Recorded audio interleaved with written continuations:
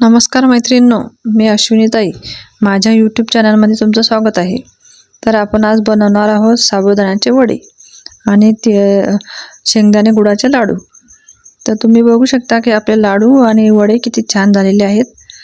तर मी आता तुम्हाला ही रेसिपी सांगणार आहे, तर तुम्ही शेवटपर्यंत पहा. आता आपण वडा पहा किती छान झालेला आहे, मी तोडून दाखवते. त्याच्यासोबत मी चटणी पण केलेली आहे. तर चटणी पण छान झालेली आहे आणि वडे पण छान झालेले आहे, कुरकुरीत झालेले आहेत. तर आपण आता रेसिपीला सुरुवात करूया.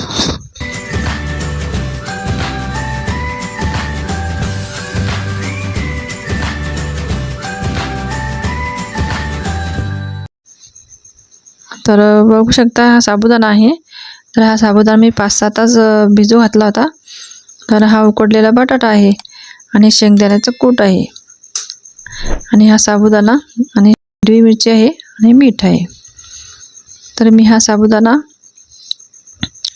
आता आपण हे एकत्र करणार आहोत. आता साबुदाणा मी हा म्हणजे सुक्का झालेला आहे, असा पचपच पाणी नाही याच्यामध्ये. म्हणजे साबुदाणा मी 2 वाट्या घेतलेला आहे आणि शेंगदाण्याचं कूट 1 वाटी घेतलेला आहे.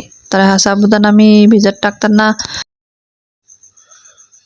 याच्यामध्ये 1 इंच पाणी टाकायचं साबुदाणा भिजत टाकताना.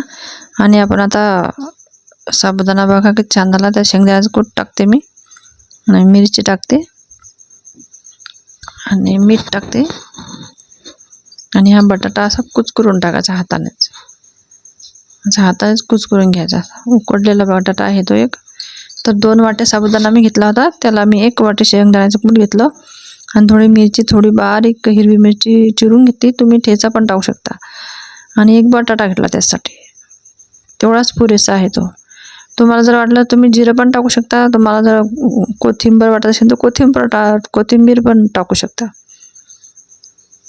आता आपलं सारण झालेलं आहे. आता मी तुम्हाला वडा करून दाखवणार आहे. असं पाण्यामध्ये हात बुडवायचा आणि आपला वडा बघा किती मस्त बनते. आता आपलं सारण पण असं सुक्क मस्त झालेलं आहे. वडे पण असे कुरकुरीत बनतात त्याचे. मस्त वडा आपला झालेला आहे, बघू शकता.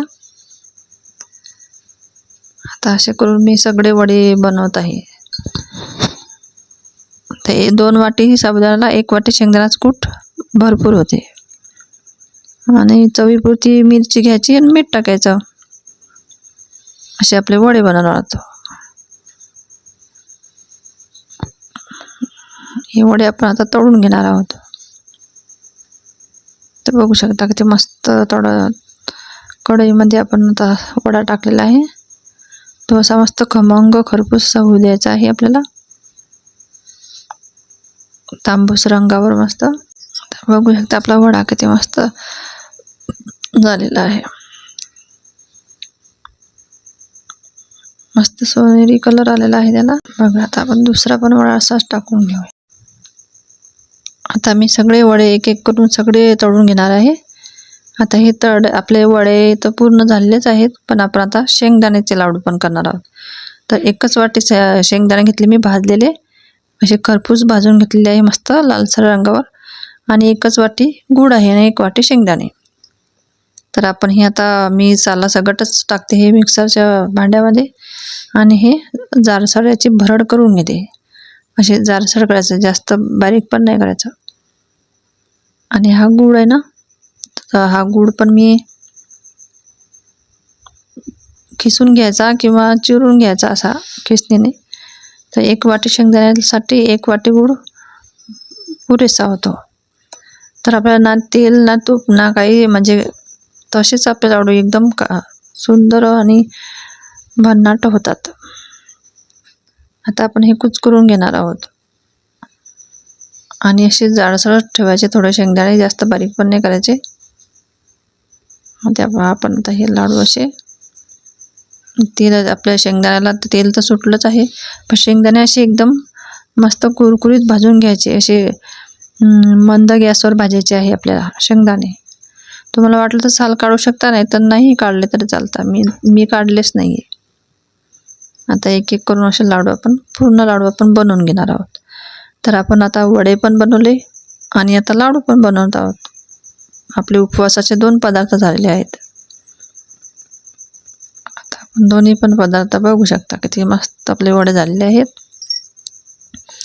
कुरकुरीत आणि चवदार. त्याच्यासोबत मी चटणी पण केलेली आहे. चटणी पण मस्त झाली, म्हणजे आपली तिखट आणि गोड दोन्ही पण आपले पदार्थ झालेले आहेत. बघू शकता वडा किती मस्त झालेला आहे.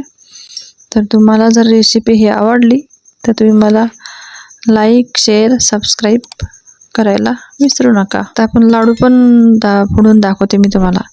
बघा किती मस्त झालेले आहेत लाडू. लाडू पण चवदार आणि टेस्टी झालेले आहेत.